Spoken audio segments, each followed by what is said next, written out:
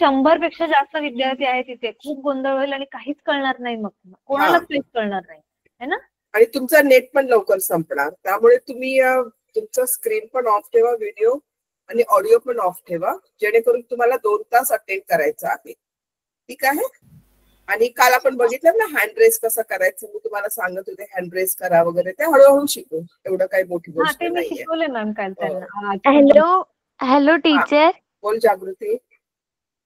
Teacher, मी नियती टीचरांना सांगितलंय की पप्पा ते ना शेतात गेले, तर त्यामुळे आज मी अटेंडन्स जो फॉर्म आहे ना तो नाही भरू शकणार. हो हो ठीक आहे बेटा. ठीक आहे चालेल. Hello ma'am. Hello ma'am. बोला बोला. मॅम मला ना म्हणजे काल नेट नव्हतं ना, फक्त मग आवाज थोडा थोडा गुंतत होता ना, मी तरी क्लास केला पण थोडस समजलं नाही, तर रिपीट करशाल का कालचं रिवाइज? आपण एक काम करूया ना आता लावण्या, हा आपला शेवटचा धडा आहे होय ना, हा संपणार आपला, कारण छोटा धडा आहे. तुम्ही बघाल फक्त 2 पेजचा आहे, 2.5 पेजचा, आणि पुढच्या आठवड्यानंतर माझे लेक्चर्स असणार, आपल्याकडे भरपूर टाइम आहे. पुढच्या आठवड्यापासून मी टेस्ट घेणार, आणि जी नवीन मुलं आहेत किंवा तुम्ही जे आहात त्यांना जे काही समजत नाहीये ते धडे आपण परत रिपीट करूया. ठीक आहे चालेल ना. आज कोणाचा तरी एसएसटीचा, आज कोणाचा तरी समाजशास्त्राचा पेपर होता ना, कसा गेला पेपर? हो टीचर, खूप सोपा गेला. सोपा गेला ना, ठीक आहे चालेल. आज आपण हा शेवटचा धडा संपूया. ठीक आहे, सगळ्यांनी आता शांत राहा, जे काही असेल ते मला शेवटी बोला. हॅलो मॅम, अटेंडन्स टाकता परत? काय झालं? अटेंडन्स लिंक टाकलेली आहे नियती मॅमने. ठीक आहे, चला मी तुम्हाला भेटच करून टाक. ओके, तर मुलांना आज आपण काय करणार आहोत, तुमच्या इतिहासाचा जो शेवटचा धडा आहे तो आपण आज शिकणार आहोत. ओके, आतापर्यंत आपण इतिहासामध्ये पाहिलं होतं ना, आपल्याला स्वातंत्र्य कसं मिळालं, नंतर स्वातंत्र्य मिळूनच पुरेसं नव्हतं, तर आपल्या स्वातंत्र्याची परिपूर्तता कशी झाली, आपलं एक पूर्ण म्हणतो ना आपण, एक संपूर्ण भारत कसा बनला, हे आपण कालपर्यंतच्या भागामध्ये पाहिलं होतं. ओके, धड्यांमध्ये पाहिलं होतं. आता हा शेवटचा धडा तुमचा आहे, याच्यामध्ये आपण बघणार आहोत की महाराष्ट्र राज्याची निर्मिती कशी झाली. आता तुम्ही म्हणाल मी महाराष्ट्र राज्य पहिलं नव्हतं का? पहिलं महाराष्ट्र राज्य नव्हतं. ठीक आहे, आपण गेल्या भागामध्ये पण पाहिलं होतं, गेला जो धडा होता त्याच्यामध्ये पण पाहिलं होतं की आपल्या महाराष्ट्राचा जो आता आपण ज्याला महाराष्ट्र म्हणतो त्याचा काहीसा भाग जो होता तो कुठे होता? काल आपण पाहिलेलं ना, मराठवाडा वगैरे, म्हणजे आपण ज्याला औरंगाबाद वगैरे असं म्हणतो, तो कुठे होता? आंध्र प्रदेशच्या साईडला होता. ठीक आहे, तसंच आता आपण ज्याला महाराष्ट्र पूर्ण म्हणतो त्याच्यातला अर्धा काही जो भाग होता तो गुजरात आणि मुंबई, हे असं बॉम्बे प्रोव्हिन्स असं ज्याला म्हटलं जायचं, तसा तो एकत्र भाग होता. ठीक आहे, आणि काहीसा जो भाग होता आपला नागपूरच्या पुढचा वगैरे, तो भाग होता मध्य प्रदेशच्या साईडला. म्हणजे पूर्ण महाराष्ट्र हा आपला नव्हता तेव्हा. ठीक आहे, मग पूर्ण महाराष्ट्र हा कसा बनला, त्याच्यामध्ये फक्त मराठी भाषिक लोक येणार होते. हा महाराष्ट्र कसा बनला हे आपल्याला जाणून घेणं गरजेचं आहे. आपण ज्या महाराष्ट्रामध्ये राहतो त्याची रचना कशी झाली हे आपल्याला जाणून घेणं गरजेचं आहे. तर या आपण धड्याचं नाव आहे महाराष्ट्र राज्याची निर्मिती. आलं लक्षात? महाराष्ट्र राज्याची निर्मिती म्हणजे काय? खऱ्या अर्थाने महाराष्ट्र हा वेगळं राज्य म्हणून कधी निर्माण झाला. कळलं? तुमच्या शाळेमध्ये तुम्ही साजरा करत असाल ना महाराष्ट्र दिन, कधी करता तो साजरा? तुम्ही जात नसाल कारण तो मे महिन्यात येतो, पण तुमचे शिक्षक असतात तिकडे. ओके, तुम्हाला मे महिन्याची सुट्टी लागलेली असते, तुम्ही जात नाही, पण तुमचे जे शिक्षक असतात ते हा 1 मेचा जो महाराष्ट्र दिन जो आहे तो साजरा करतात. म्हणजे अगदी ध्वजारोहण वगैरे होतं, महाराष्ट्र गीत होतं. ठीक आहे, जसं आपण 15 ऑगस्टचं काय करतो, ध्वजारोहण करतो, तसंच हे पण ध्वजारोहण होत असतं. समजलं? Yes ma'am. हो टीचर, 1 मेला केला जातो साजरा. हा, 1 मेला करतात. ठिकाणी आपण आपल्या महाराष्ट्रामध्ये बघतो, ठिकाणी काय होत असते, पूजा घातलेली असते. कामगार दिन सुद्धा साजरा करतो ना. हा, 1 मेला कामगार दिन पण साजरा केला जातो. ते सगळं आपण ह्याच्यामध्ये बघणार आहोत. ठीक आहे, येस मॅम. चला आता आपण सुरुवात करूया रडायची.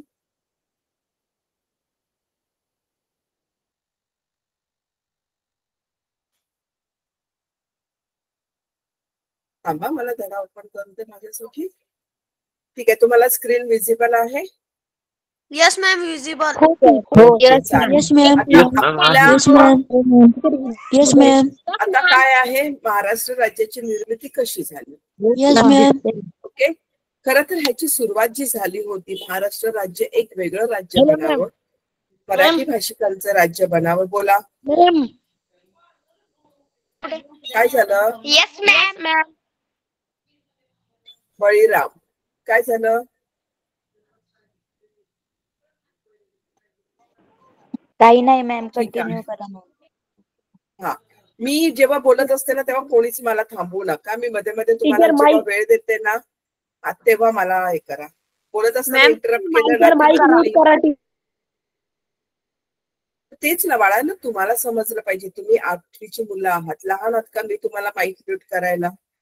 मला पण आवडत नाही ना पूर्ण शांतता असली की मी एकटीच बडबडते. तुम्हाला काही प्रॉब्लेम येत असेल, काही असेल तर समजत नाहीये ना, म्हणून मी तुम्हाला कंट्रोल दिला आहे. त्याचा वापर व्यवस्थित करायचा.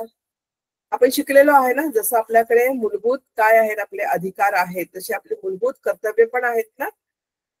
आपलं जे कर्तव्य आहे ते आपण व्यवस्थित पार पाडायचं. ठीक आहे, मी काय म्यूट करणार नाहीये. तुम्ही स्वतःला कसं कंट्रोल करता ते मला बघायचंय. मी मध्ये मध्ये जेव्हा पॉज घेते आणि तुम्हाला विचारते ना, तेव्हा तुम्हाला काही सांगायचं असेल तर मला सांगायचं. मी बोलत असताना मध्ये थांबू नका, मग परत लिंक तुटली जाते आणि तुम्हाला परत ते इंटरेस्ट राहत नाही त्याचा. ओके, चला. तर आता काय झालं होतं की भारताला आपलं काय झालं, स्वातंत्र्य मिळालं. आणि जेव्हा भारताला स्वातंत्र्य मिळालं तेव्हा काय झालं होतं की भाषेच्या आधारावर प्रांत रचना करायची ही सगळ्यांनी काय केली. कोणाचा माईक ऑन करू?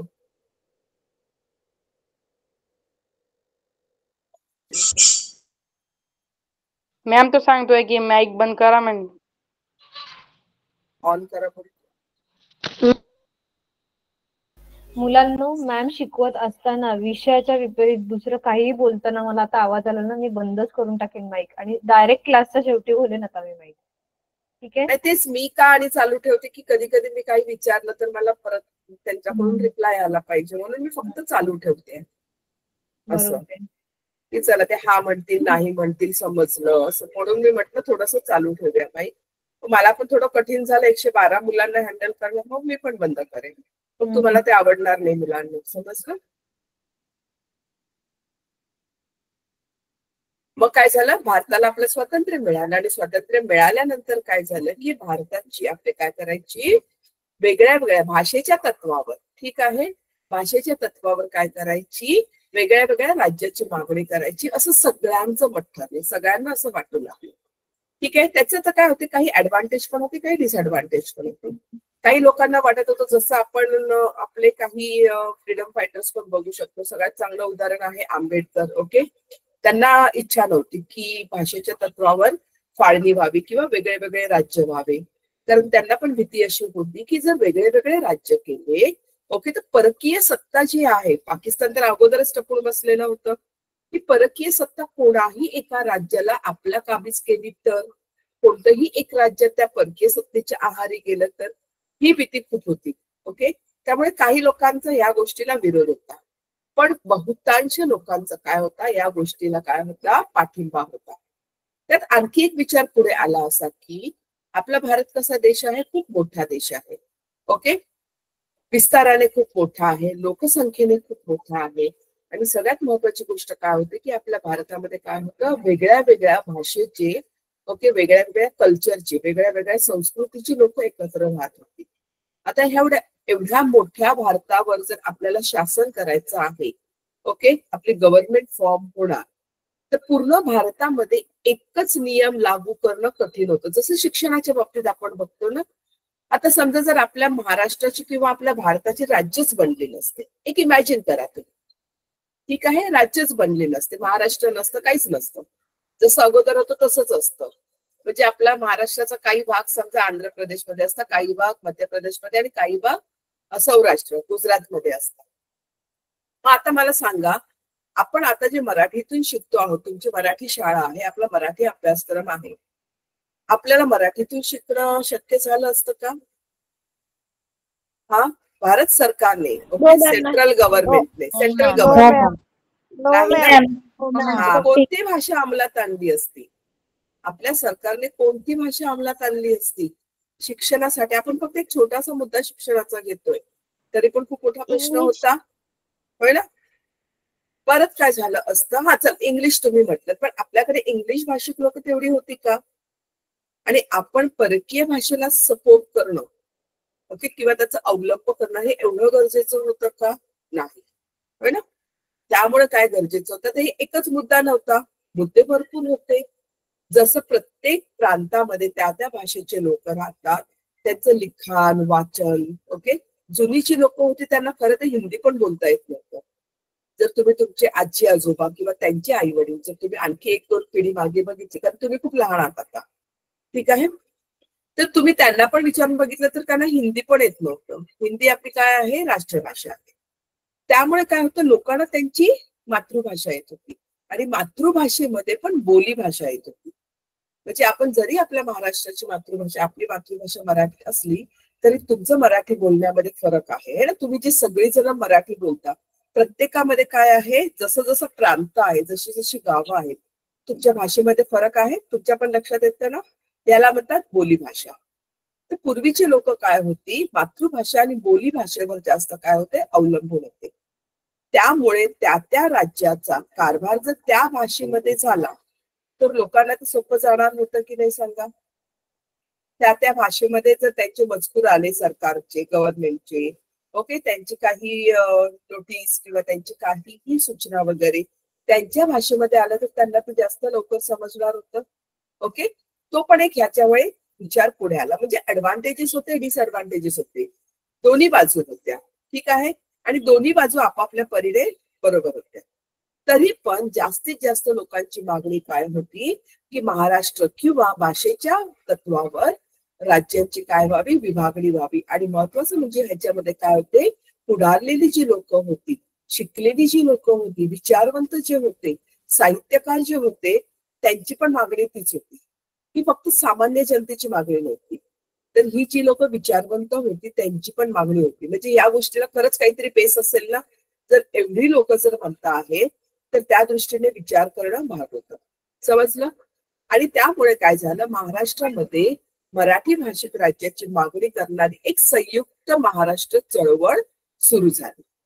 कधी सुरू झाली ही संयुक्त महाराष्ट्र चळवळ? बघा, हा 1946 साली. इथे बघा, पहिलाच पॅराग्राफ आपण करतो आहोत. समजलं? 1947 साली आपल्याला स्वातंत्र्य मिळालं, पण 1946 मध्येच ही सुरुवात झाली. खरं सांगू ना तर हे 1946 मध्ये नाही, खूप पूर्वी 1915 मध्ये टिळकांनी सांगून ठेवलेलं. 1915 मध्ये टिळकांची इच्छा होती की भाषेच्या रचनेवर प्रांताची रचना व्हावी, पण त्या गोष्टीला तेव्हा कोणी एवढं लक्ष दिलं नव्हतं. 1915 मध्ये आपल्याला काय महत्वाचं होतं, भाषेच्या तत्वांवर प्रांत रचना की स्वातंत्र्य? स्वातंत्र्य जास्त महत्वाचं होतं आपल्याला. ओके, त्यामुळे हा मुद्दा त्या वेळेपुरता बाजूला राहिला. हा एवढ्या प्रश्नाला कोणी महत्व दिलं नाही का, पहिलं आपल्याला भारताचं स्वातंत्र्य मिळू द्या, राज्य तर नंतर पण बनतील. आलं लक्षात? म्हणजे तुम्हाला जर प्रश्न आला तर तुमच्या लक्षात पाहिजे सगळ्यात पहिला मुद्दा 1915 साली आला होता. चला, तर मग काय झालं, 1946 साली संयुक्त महाराष्ट्र चळवळ सुरू झाली. ठीक आहे, संयुक्त म्हणजे काय, सगळे लोक एकत्र आली आणि त्यांनी महाराष्ट्राची निर्मिती करावी याची चळवळ सुरू झाली. आणि मग त्या चळवळीला काय झालं, खूप नंतर यश मिळालं. ओके, म्हणजे जवळजवळ 1960 मध्ये यश मिळालं आणि 1 मे 1960 मध्ये वेगळ्या महाराष्ट्र राज्याची, जिकडे मराठी भाषिक होते अशा महाराष्ट्र राज्याची निर्मिती झाली.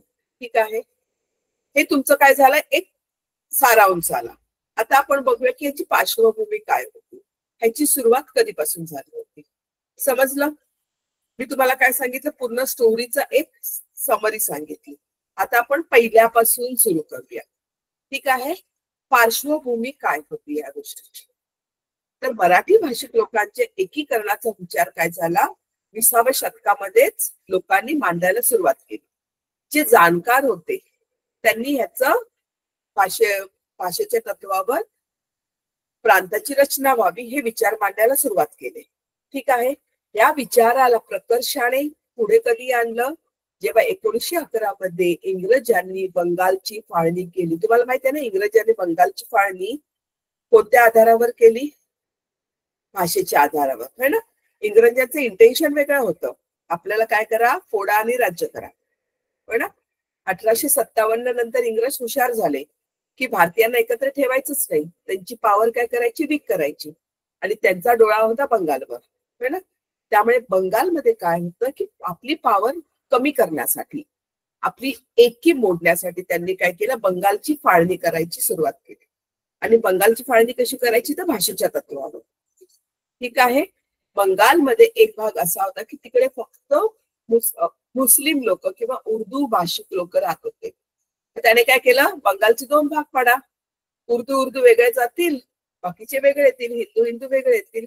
या तत्वांवर त्यांनी बंगालची फाळणी केली होती. तेव्हाच काय झालं होतं की ही गोष्ट, ओके, बंगालची जी फाळणी केली, जेव्हा त्यांनी 1911 मध्ये इंग्रजांनी सुरुवात केली या बंगालच्या फाळणीला, ओके, तेव्हा काय झालं, आपली जी लोक होते त्यांनी त्याला चक्क विरोध केला की ही फाळणी रद्द करावी. ओके. त्यावेळी काही विचारवंत जे होते त्यांच्या लक्षात आलं की भाषेच्या तत्वावर आपण फाळणी करायची, आणि 1915 मध्ये टिळकांनी हा मुद्दा मांडला. आलं लक्षात? चल आता आपण पुढे जाऊया. पण हा मुद्दा तेव्हा एवढा प्रकर्षाने पुढे आला नाही, कारण तेव्हा आपलं एकच ध्येय होतं, ते म्हणजे भारताला स्वातंत्र्य मिळवलं. ओके.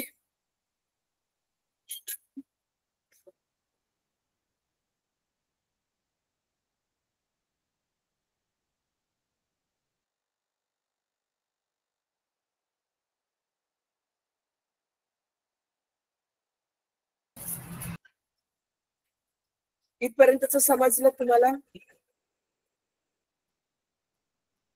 कळलं? सगळ्यात पहिला विचार कधी आला होता?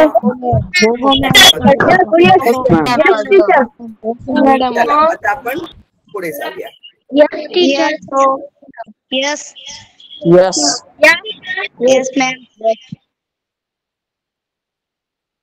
चला आता आपण पुढे जाऊया. त्याच्यानंतर काय झालं, तेव्हा हा विचार मागे पडला. नंतर 12 मे 1946 मध्ये काय झालं होतं, बेळगाव येथे एक साहित्य संमेलन झालं. ओके. तिकडे सगळे साहित्यिक आले होते. तर साहित्यिक म्हटलं तर कशी लोक विचारवंत होती ना, शिकलेली होती, त्यांना साहित्याची जाण होती, त्यांना पुढारीत विचार होते त्यांचे, तर त्यांचे काय होतं, संमेलन भरलं होतं.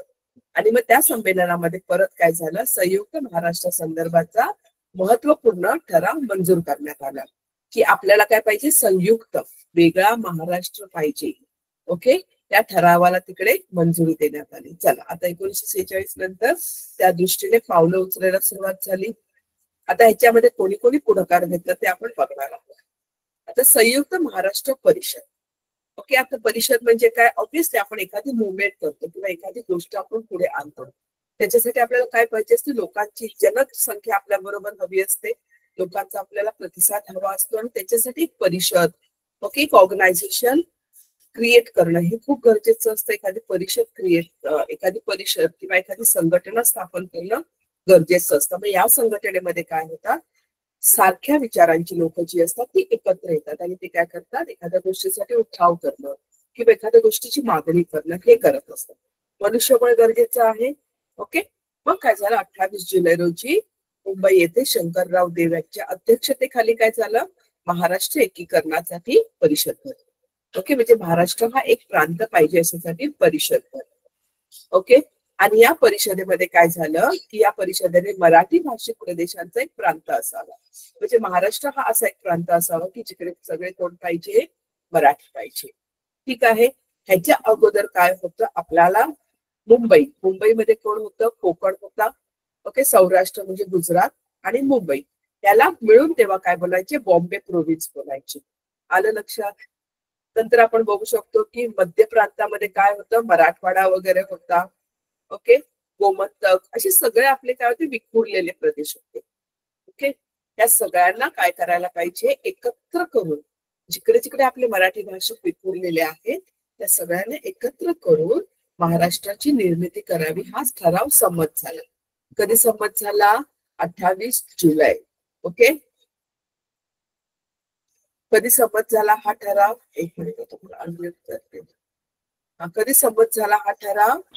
28 जुलै. 28 जुलै. कुठे झाला? कुठे झाला? 28 जुलै. कुठे झाला? मुंबई.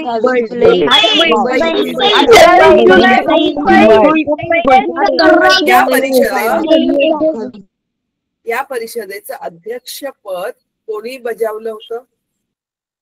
शंकरराव देव. बरोबर आहे. ठीक आहे, चला आता आपण पुढे बघूया. आतापर्यंत समजलं. आता बघूया आपण. चला आता हा जेव्हा ठराव मांडला तेव्हा गव्हर्नमेंटकडे, ओके, आपल्या प्रशासनाकडे त्यांनी काय केला? हा मुद्दा मांडला. ठीक आहे. आता प्रशासनाकडे जेव्हा मुद्दा मांडला की लगेच तो ठराव मंजूर झाला असं होणार का? नाही. त्याच्यासाठी काय करायला पाहिजे होतं? त्याच्यासाठी एखादी कमिशन बसवून, म्हणजे काही लोकांची एक समिती बसवून त्या समितीच्या आधारावर सर्वे म्हणतो ना आपण, अहवाल केलं, हे गरजेचं असतं. आणि मग त्या अहवालाचा रिपोर्ट काय येतो त्याच्यानंतर ती गोष्ट खरंच करणं गरजेचं आहे की नाही हे काय करतात? आपलं सरकार ठरवतं. आलं लक्षात? ओके, मग त्याच्यासाठी एक कमिशन बसवण्यात आली आणि त्या कमिशनचं नाव काय होतं? दार कमिशन. आता हे दार कमिशन म्हणजे काय? जेव्हा कमिशन आपल्याकडे व्हायचे, आता बघा इकडे पण आपण काय करतो, काही गोष्टी ब्रिटिशर्सच्या फॉलो करतो. जी व्यक्ती मुख्य असते किंवा जी व्यक्ती एखादी संघटना एखादं कमिशन चालू करते त्यांच्या नावावरूनच त्या कमिशनला ओळखलं जातं. आता ही कोणाच्या अध्यक्षतेखाली झाली होती कमिशनची स्थापना? S.K. दार. हे कोण होते? न्यायाधीश होते. ठीक आहे. मग S.K. दार, त्यांचं सरनेम आहे दार, म्हणून त्यांच्या कमिशनला नाव दिलं दार कमिशन. आता या कमिशन मध्ये काय होतं? संविधान सभेचे अध्यक्ष डॉक्टर राजेंद्र प्रसाद, ओके, यांनी 17 जून 1948 रोजी कमिशनची स्थापना केली. आणि मग 10 डिसेंबर 1948 रोजी काय झालं? त्या कमिशनने एक अहवाल सादर केला. अहवाल म्हणजे काय? पूर्ण आपल्या भारताचं काय केलं त्यांनी? चौकशी करून किंवा आपण जे म्हणतो ना सर्वे वगैरे करून एक अहवाल सादर केला. ठीक आहे. मग या कमिशनचा अहवाल जो होता ते सेवेत नोकऱ्यांच्या संधी आणि महाराष्ट्र विधानसभेचे वार्षिक एक अधिवेशन नागपूर येथे घेणे इत्यादींची नागपूर कराराद्वारे हमी देण्यात आली. ओके, आता हे कमिशन जेव्हा अहवाल सादर केला पण तो अहवाल काय होता? एवढा काही कोणाला पटला नाही. ओके, तो अहवाल प्रसिद्ध झाला, त्यांनी रिपोर्ट प्रसिद्ध केला की आम्ही हा सर्वे केलेला आणि हा त्याचा रिपोर्ट आहे. पण त्या रिपोर्ट वरून काही पिक्चर क्लिअर होत नव्हतं, त्यामुळे तो काही प्रश्न सुटलाच नाही. खरंच भाषेवरून प्रांत निर्माण करावे का? हा प्रश्न काही सुटला नाही. त्या अहवालामध्ये काही त्रुटी पण होत्या. हा प्रश्न जिकडच्या तिकडे राहिला. त्याच्यानंतर पुढचं पाऊल उचललं गेलं. या अहवालाचा काही उपयोग झाला नाही. पुढचं पाऊल उचललं गेलं. त्याला म्हणतात त्रिसदस्य समिती. ते समितीचं नाव होतं JVP समिती. आता JVP नाव कुठून आलं? तर ह्या समितीचे जे 3 सदस्य होते, J for Jawaharlal Nehru, okay, V for Vallabhbhai Patel आणि P for Pattabhi Sitaramayya. Okay, हे जे 3 व्यक्ती होते त्यांनी काय केली? स्वतःची एक समिती स्थापन केली. आणि मग त्यांनी काय केलं की भाषा प्रांत रचना निर्माण करण्याच्या परिस्थितीचा अभ्यास करण्यासाठी त्यांनी काय केलं? काँग्रेसने, ओके, 29 डिसेंबर 1948 रोजी ही समिती नेमली. म्हणजे या समितीचं काम काय होतं? जे या दार कमिशनला जमलं ना, ओके, खरंच प्रांत रचना असायला हवी का? प्रांत रचना झाली तर भारताचं चित्र कसं असणार आहे? आपण सरकारचं शासन कसं लागू करणार आहोत? हा सगळा विचार करण्यासाठी त्यांनी ही समिती नेमली. आता ह्या समितीचं काय झालं? या 3 सदस्यांच्या अद्याक्षरावरून या समितीची ओळख पटली. तुम्हाला प्रश्न येऊ शकतो, JVP समितीचे अध्यक्ष कोण होते किंवा कोणी JVP समिती स्थापन केली? जवाहरलाल नेहरू, वल्लभभाई पटेल आणि पट्टाभी सीतारामय्या. मग आता काय केलं? ह्या समितीने एक अहवाल तयार केला. चला, ह्यांनी पण एक रिपोर्ट तयार केला. आणि मग काय झालं? या अहवालात भाषावार प्रांत रचना काँग्रेसला तत्वता मान्य आहे. ओके, काँग्रेसने सांगितलं की हा आम्ही रिपोर्ट केला आहे, आपण काय करू शकतो, भाषा तत्वावर आपण प्रांतरचना करू. पण आता ती वेळ नाहीये, आता ही योग्य वेळ नाही. कारण 1948 हा वेळ कशी होती, 47 नुकतंच आपल्याला स्वातंत्र्य मिळालेलं होतं. ओके, खूपशे आपल्या भारतावर काय होतं, एक बोजा आला होता. ओके, एक फायनान्शियल बर्डन आलं होतं, कारण फाळणी झाली होती. फाळणी झाल्यानंतर काय झालं होतं, आपले जे हिंदू पाकिस्तानात होते ते सगळे हिंदू आपल्या देशात परत आले. ओके, त्यांचं घरदार, त्यांची प्रॉपर्टी, जमिनी वगैरे सगळं तिकडे सोडून आले. त्यांचा आपल्या भारतावर काय होता, एक तो बोजा होता. त्या परिस्थितीतून आपल्याला सावरायचं होतं. पहिली आपली आर्थिक परिस्थिती नीट करायची होती. आपल्या देशामध्ये जे नागरिक आहेत त्यांना स्थिर स्थावर करायचं होतं.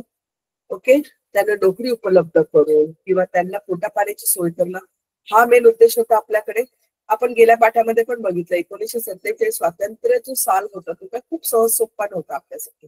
त्याच्याबरोबर खूपशा गोष्टी आपल्याकडे आल्या होत्या. त्याच्यामध्ये आणखी काय एक मुद्दा होता आपल्याकडे, आणखी काय मुद्दा होता आपल्याकडे, सगळ्या प्रांतांना एकत्र आणणं है ना, जे आपण गेल्या पाठामध्ये पाहिलं होतं. सगळ्या प्रांतांना काय करायचं, एकत्र आणायचं. आता त्याच्यामध्ये भाषानुसार राज्य निर्माण करणं या गोष्टीला थोडंसं मागे ढकललं. काँग्रेसने काय म्हटलं, आम्हाला मान्य आहे परंतु ही योग्य वेळ नाहीये. ठीक आहे, अशी त्यांनी शिफारस केली. मग या अहवाला विरुद्ध काय झालं, महाराष्ट्रावर तीव्र प्रतिक्रिया उमटल्या. कारण आपल्या महाराष्ट्राला पाहिजे होता आपला वेगळा प्रांत. आणि मग काय झालं, महाराष्ट्रामध्ये सगळीकडे ह्या त्यांच्या अहवालाला किंवा ह्या त्यांच्या निर्णयाला लोकांनी काय केलं, तीव्र प्रतिक्रिया दिली. म्हणजे ठिकठिकाणी प्रभात फेऱ्या काढण्या, प्रभात म्हणजे अर्ली मॉर्निंग, लवकर उठून प्रभात फेऱ्या काढणं, ओके, मोर्चा करणं, नंतर उपोषण करणं, अशा सगळ्या गोष्टी चालू झाल्या. मग काय झालंय, आचार्य अत्रे, आचार्य अत्रे माहिती आहे ना कोण आहे, तुम्हाला धडे असतील ना आचार्य अत्रे यांचे. आता एक खूपशी बघा, खूपशी लोक ही साहित्यिक लोक होती. ओके, त्यांचे खूप जणांचे तुम्हाला पाठामध्ये पण त्यांचे मराठीमध्ये तुम्हाला त्यांचे धडे असतील, त्यांच्या कविता असतील, ज्याच्यामध्ये आपण बघतो आचार्य अत्रे आहेत, विनोबा भावे आहेत, ना, हे सगळे विचारवंत लोक होते, हे सगळे साहित्यिक लोक होती. ठीक आहे.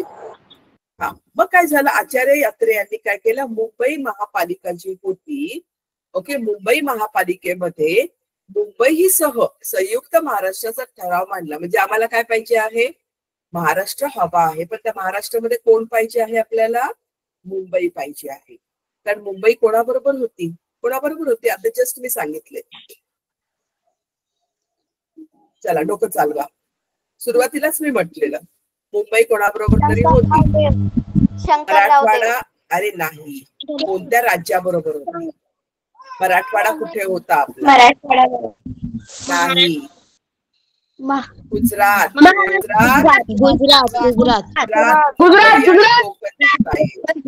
नाही, सगळ्यांना ऐकायला येतं, सगळ्यांना व्यवस्थित ऐकायला येतं. तुम्ही जसं शाळेमध्ये उत्तर देता तसंच द्यायचं. गुजरात. ठीक आहे.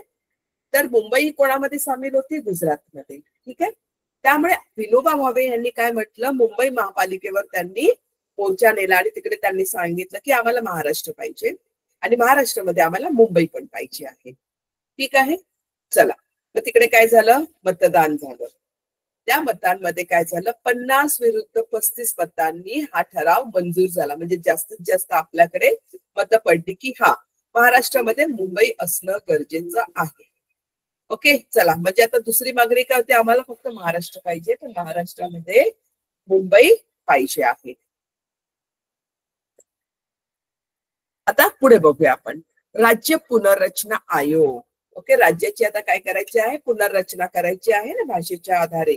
मग भारत सरकारने काय केलं, आपल्या सेंट्रल गव्हर्नमेंटने न्यायमूर्ती एस फाजल अली यांच्या अध्यक्षतेखाली 19 डिसेंबर 1953 रोजी राज्य पुनर्रचना आयोगाची स्थापना केली. ठीक आहे. ओके, ह्या आयोगाने काय केलं, 1955 रोजी आपला अहवाल सादर केला. 2 वर्षांनी त्यांनी आपला अहवाल सादर केला आणि या अहवालामध्ये मुंबईचे द्विभाषिक राज्य निर्माण करावे अशी शिफारस केली. मुंबईचं काय करावं, त्यांनी मुंबई वेगळं राज्य करावं. समजलं? त्यांनी काय ठरवलं या अहवालामधून की मुंबई हे वेगळं राज्य पाहिजे, असं आपलं महाराष्ट्र आहे. ओके, त्यांनी काय म्हटलं, मुंबई वेगळा पाहिजे, महाराष्ट्र वेगळा पाहिजे आणि मुंबईमध्ये द्विभाषिक राज्य पाहिजे. कोणतं? मुंबई आणि गुजरात, म्हणजे मराठी आणि गुजराती हे वेगळं पाहिजे आणि महाराष्ट्र वेगळा पाहिजे. समजलं? अशी त्यांनी शिफारस केली. आलं लक्षात? आता आपल्या महाराष्ट्रामध्येच मुंबई आहे ना, त्यांनी असं नाही म्हटलेलं. त्यांना मुंबई वेगळी आणि महाराष्ट्र वेगळा पाहिजे होता. चला, आता नागपूरमध्ये काय झाला, ह्याच्या विरुद्ध एक करार झाला. नागपूरमध्ये पण एक काय झालं, 1953 मध्ये एक मराठी भाषिक जनतेची एक राज्य स्थापन करण्यात आलं. करण्यासाठी 1953 मध्ये नागपूरमध्ये एक करार करण्यात आला, त्याला नागपूर पॅक्ट म्हणतात. असं नागपूरमध्ये काय करार करण्यात आला की महाराष्ट्राची निर्मिती व्हावी. बघा आता महाराष्ट्रामध्ये कोणते कोणते प्रांत येणार जे आपले विखुरलेले आहेत मराठी भाषेत. महाराष्ट्राची निर्मिती व्हावी आणि त्या महाराष्ट्रामध्ये पश्चिम महाराष्ट्र, विदर्भ, मराठवाडा जो कर्नाटक साईडला होता, पश्चिम महाराष्ट्र, ओके, हे सगळे काय पाहिजे, महाराष्ट्रामध्ये आले पाहिजे. समजलं? आणि अशी ही मागणी करण्यात आली. त्याप्रमाणे विकास कार्यासाठी निधी वगैरे उभारण्यात आले. तांत्रिक आणि व्यावसायिक शिक्षणासाठी पुरेसा निधी पाहिजे. त्या त्या भागातील लोकसंख्येच्या प्रमाणात राज्य शासनाच्या सेवेत नोकऱ्यांच्या संधी पाहिजे. म्हणजे काय पाहिजे आपल्या महाराष्ट्रामध्ये, हे सगळं पाहिजे. आणि त्या त्या प्रांतामध्ये काय पाहिजे, नोकरीच्या संध्या उपलब्ध करून देणं, शिक्षणाची पुरेसा निधी देणं गव्हर्नमेंटने. ओके, हे पण काही तरतुदी. ओके, ह्या काही मागण्या पुढे आल्या. त्याच्यात एक महत्वाची मागणी आली की महाराष्ट्र विधानसभेचे, आपले विधानसभेचे अधिवेशन होतं ना, तुम्हाला बघा स्कॉलरशिपला पण हा प्रश्न होता. विधानसभेची 3 अधिवेशन होतात. मी आता तुम्हाला अनम्यूट करते, मला सांगायचं होतं. आपण तुमच्या स्कॉलरशिपच्या परीक्षेमध्ये हा प्रश्न सोडवलेला होता. विधानसभेचे 3 अधिवेशन होतात. कोणते होतात? हिवाळी, नागपूर, हिवाळी. त्यापैकी 2 अधिवेशन कुठे होतात? पावसाळी अधिवेशन मुंबईला होते आणि हिवाळी अधिवेशन नागपूरला होते. एक अधिवेशन हिवाळी जे असतं ते नागपूरला होतं. माहिती आहे ना तुम्हाला? हे कशावरून हे ठरलं, तर हे ठरण्यासाठी हे कारण महत्वाचं होतं. ठीक आहे, नागपूरला जेव्हा संयुक्त महाराष्ट्राच्या निर्मितीसाठी जी परिषद नेमली होती, त्यांच्या परिषदेच्या मागण्यांमध्ये हा मुद्दा होता की महाराष्ट्र निर्माण करायचा, त्याच्यात मुंबईला आणायचं, त्याच्यामध्ये सरकारने काय करायचं, शिक्षणासाठी निधी पुरवायचा, नोकरीसाठी संधी राज्य शासनाच्या सेवेमध्ये म्हणजे government jobs, okay, in short government jobs available करून द्यायचे. आणि विधानसभेचं एक अधिवेशन काय पाहिजे, नागपूरला घेणं गरजेचं आहे, असं त्यांनी काय केलं, हमी देण्यात आली. चला, नंतर काय झालं, मराठी भाषिकांचा मुंबईसह महाराष्ट्र निर्माण व्हावा यासाठी संघर्ष सुरू झाला. या संघर्षामध्ये खूपशे लोक काय झाले, सामील झाले. आणि हा संघर्ष कुठे झाला, मुंबई येथे कामगार मैदानावर मोठी सभा झाली. ठीक आहे, सगळ्यात मोठी सभा झाली. या सभेमध्ये काय होतं की सगळ्यांनी महाराष्ट्रापासून मुंबई वेगळी करायला आपण प्राणपणाने विरोध करू. ओके, आपल्याला महाराष्ट्र मिळाला असता तर त्यांना आपल्याला मुंबई मिळाली नसती. तर आपल्याला महाराष्ट्र पाहिजे मुंबई सकट.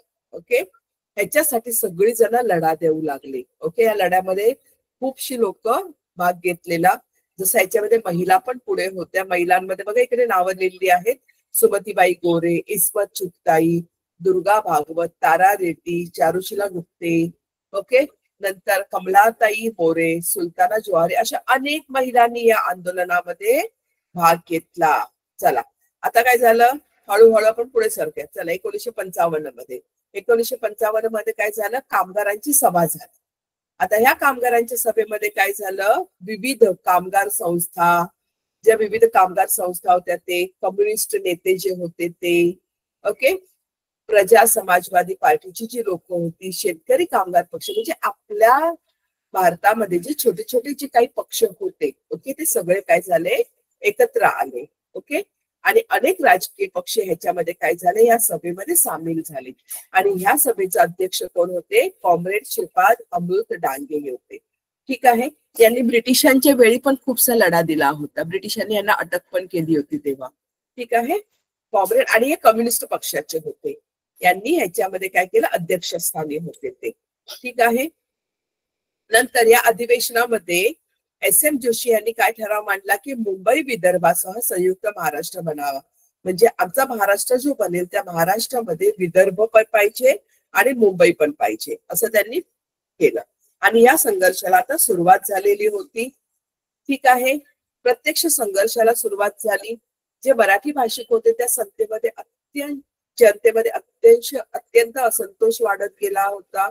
आणि मग सेनापती बापट यांच्या नेतृत्वाखाली विधानसभेवर मोठा मोर्चा निघाला.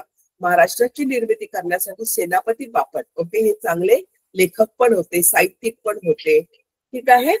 यांची काय झाली, यांचा खूप मोठा वाटा आहे आपल्या महाराष्ट्राच्या निर्मितीसाठी. आणि त्यावेळी आपले मुख्यमंत्री कोण होते, मोरारजी देसाई. हे आपले मुख्यमंत्री होते. चला तर सेनापती बापट यांनी विधानसभेवर मोठा मोर्चा काढला. नंतर बंदी पुकारली, संप करण्यात आला 1 दिवसाचा मोठा. आणि मग जेव्हा मोर्चा काढला तेव्हा पोलिसांनी काय केलं, या मोर्चावर लाठीमार केला, अश्रुधूर वगैरे सोडला. ठीक आहे. आणि मग त्याच दिवशी काय झालं, संध्याकाळी कामगार मैदानावर 50,000 लोकांची उपस्थितीमध्ये एक सभा झाली. आणि या सभेला डांगे यांनी मार्गदर्शन केलं की संयुक्त महाराष्ट्राच्या मागणीचा लढा आपण काय करूया, त्याचा अधिक वेग वाढवूया. आणि वेग वाढवण्यासाठी काय केलं, 1 दिवसाचा लाक्षणिक संप करण्याचा निर्णय केला. लाक्षणिक संप म्हणजे काय, मोठ्या बेसिसवर मोठ्या प्रमाणावर त्यांनी संप केला. म्हणजे सगळीकडे उद्योगधंदे सगळं बंद. असं करण्यात आलं. मग आता काय झालं, संयुक्त महाराष्ट्र समितीची स्थापना झाली होती. मराठी भाषिक जनतेच्या संयुक्त महाराष्ट्र मागणीचा प्रश्न काय झाला, बिकट होत होता. मराठी भाषिक अडून होते आपल्या मागणीवर. पूर्ण राज्यावर काय होता, असंतोष होता. ठीक आहे. आणि ह्याच्यामध्ये खूप सारे काय झाले होते, साहित्यिक म्हणा किंवा उच्च विचारांची जी लोक होती ही आली होती. तिकडे तुमच्या समोर नावं पण दिलेली आहेत. Doctor Trimbakeshwar Naravane, Shripad Amrit Dange, SM. जोशी. हे सगळे काय होते इकडे याच्यामध्ये सामील झाले. 1 सेकंद जरा होल्ड करा.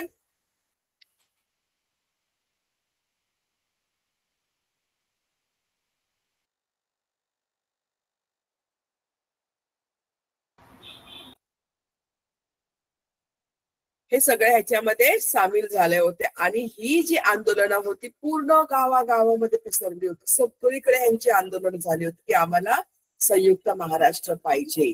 आणि झालं काय की ज्यावेळी मुंबई महाराष्ट्राला मिळणार नाही हे जेव्हा चित्र स्पष्ट झालं त्यावेळी काय झालं, हे प्रचंड जन आंदोलन उभं राहिलं. आपल्याला फक्त महाराष्ट्र नको होतं, तर आपल्याला मुंबई सकट महाराष्ट्र पाहिजे होता. आणि गुजराती भाषिक लोक हे त्याच्यापासून वेगळी पाहिजे होती. ठीक आहे.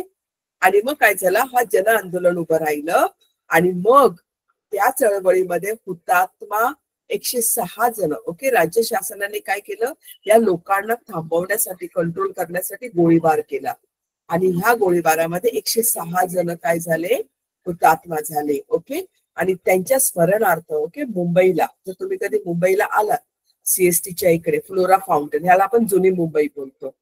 ठीक आहे. मी तुम्हाला दाखवते ते चित्र. फ्लोरा फाउंटन एक काय आहे, एक भाग आहे मुंबई मधला. ठीक आहे. तिकडे काय आहे, त्यांच्या स्मरणार्थ हुतात्मा स्मारक आहे. त्या चौकालाच हुतात्मा चौक असं म्हटलं जातं. ते एक मोठं लँडमार्क आहे तिकडचं. तर 106 जण हुतात्मा झाले होते. आणि त्यांच्या स्मरणार्थ नंतर जेव्हा महाराष्ट्राची निर्मिती झाली तेव्हा काय झालं, त्यांच्या स्मरणार्थ तिकडे हुतात्मा स्मारक उभारण्यात आलं. पण आपल्या ह्या लोकांचं काय झालं, बलिदान काही वाया गेलं नाही.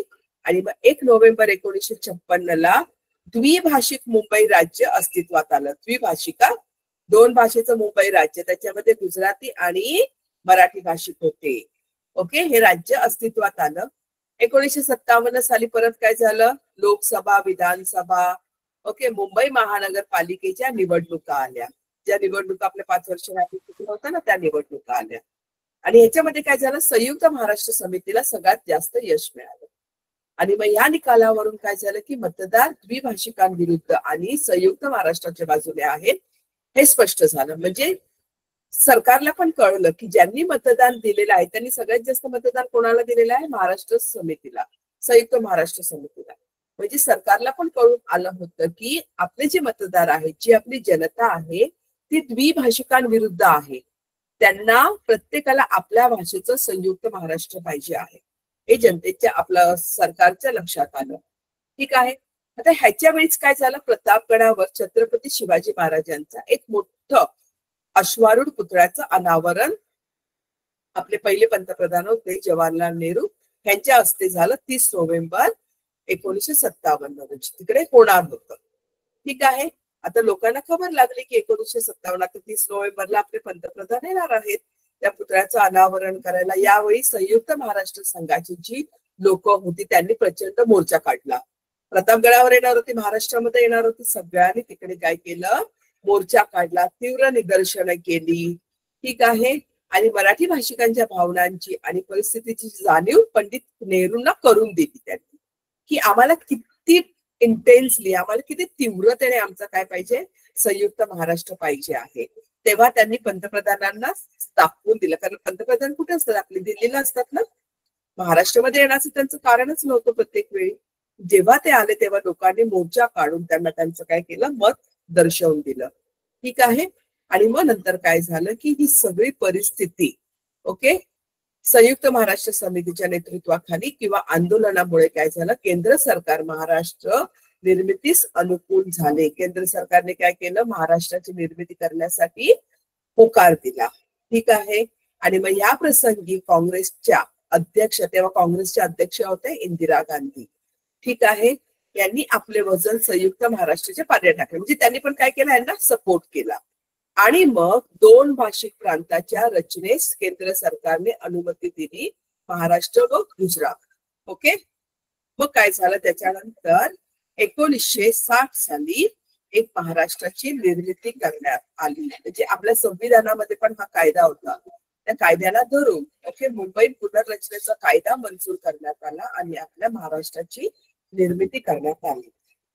आणि मग काय झालं, 1960 रोजी पहाटे राजभवनात झालेल्या विशेष समारंभामध्ये पंडित नेहरूंनी काय केलं, कामगार दिनाला महाराष्ट्र राज्याची अधिकृत घोषणा केली. तो कामगार दिन होता. ओके.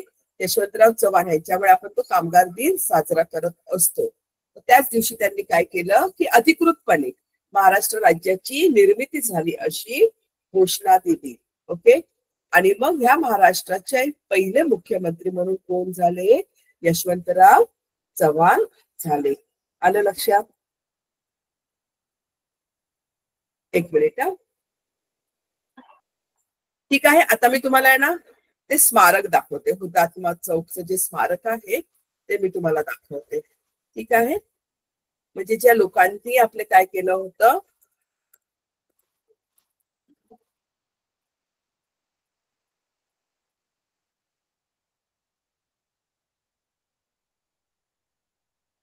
प्राणाची आहुती दिली होती त्यांच्या स्मरणार्थ हे स्मारक तिकडे बांधलेलं आहे. ठीक आहे. बघा आता मी तुम्हाला स्क्रीन शेअर करते आहे, तुम्हाला दिसतं का सांगा मला.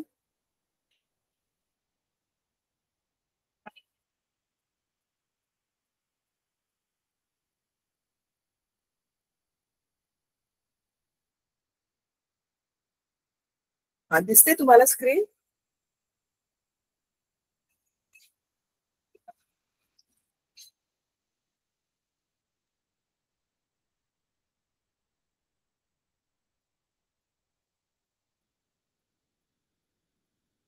तुम्हाला अनम्यूट करते. हा मला सांगा आता स्क्रीन दिसते तुम्हाला, स्क्रीन दिसते तुम्हाला.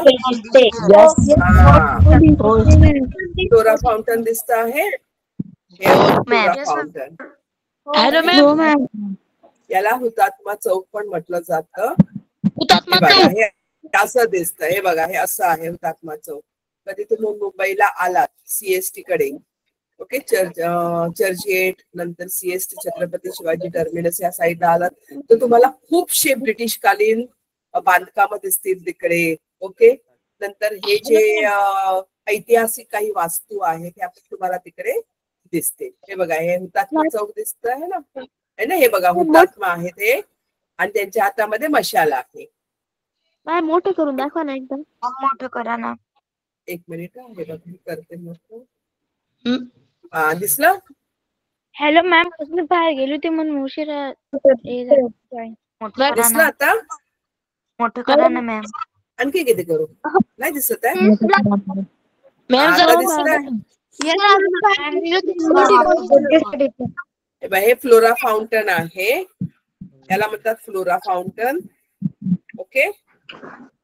आणि ते आहे हुतात्मा चौक. हे बघा, हे हुतात्मा चौक याला म्हणतात. ठीक आहे.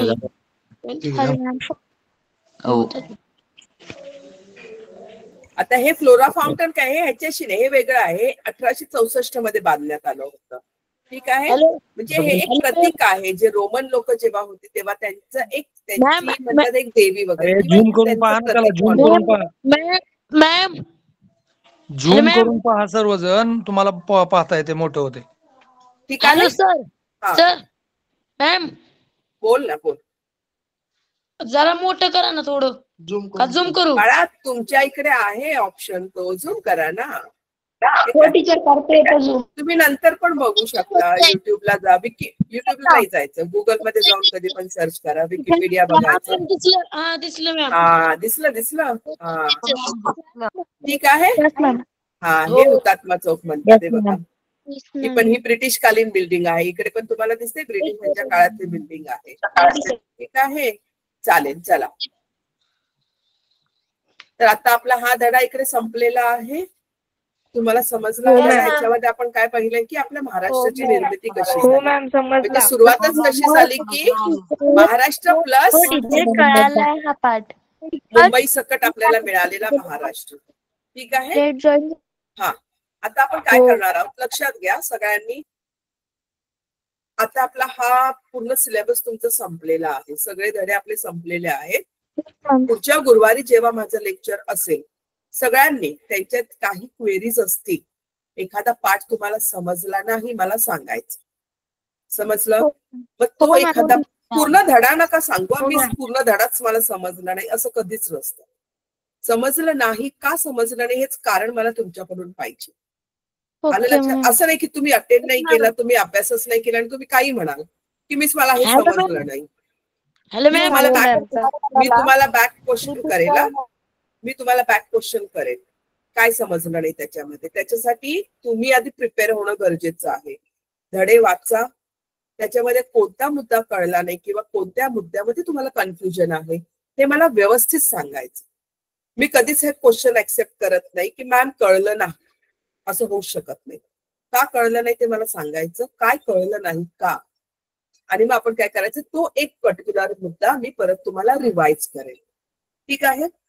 शुक्रवारी जे सेशन होईल आपलं, त्याच्यामध्ये जी नवीन मुलं आता आपल्याला जॉईन झालेली आहेत, समजलं बाळांनो? तुम्हाला जर एखादा धडा वाटत असेल की आम्हाला हा पूर्ण धडा पाहिजे आहे, तर मी तुम्हाला तुमच्यासाठी तो धडा परत घेईन. आलं लक्षात?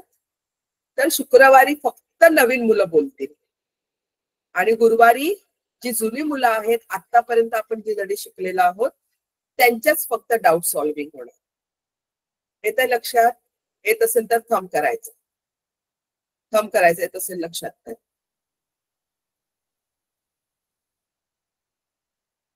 ठीक आहे.